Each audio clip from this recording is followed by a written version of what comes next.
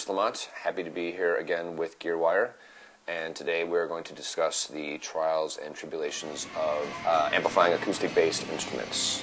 I play saxophone in the metal band Yakuza, so I deal with this on a daily or weekly basis.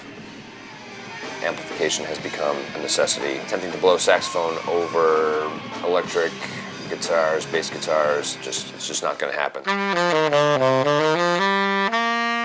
Some of the parameters we'll be dealing with as far as amplifying an instrument such as the saxophone would be, at least I found, obviously we need a microphone of some sort to amplify the sound, as well as being able to control the tonality of that. I have a Mackie line mixer that has a 5-band EQ equalizer on that, and the EQ will basically will utilize to try to create the fullest tone possible for the saxophone, as well as trying to fight off like feedback. When having an open ambient mic such like this, you have to take into account the size of the room and whatnot, and what may cause feedback to occur. Mic placement, depending on where you are on the horn, and the dynamic range of the mic itself, how wide of a frequency band it will pick up. Later we'll be talking about the effects and whatnot. That will also come into play as far as feedback. Right now I have everything flattened out at 0 on the EQ, so this should generally be rather, I wouldn't call it a natural sound, but basically natural to the microphone.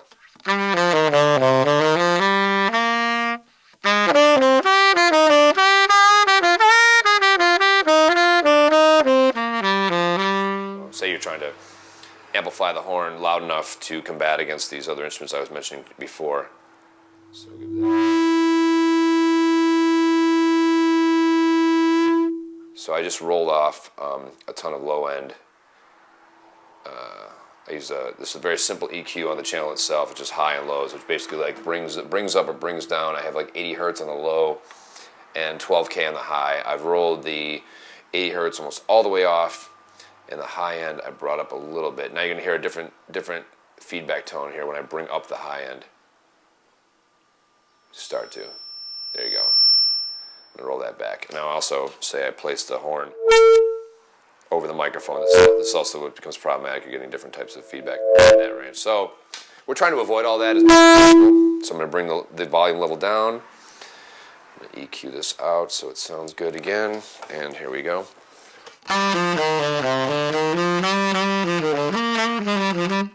So basically you're trying to, if you're going for, an extreme volume or as much volume as possible, you want to bring this up, and then that's when you start to you're starting to combat the feedback issues that will occur with this increased volume.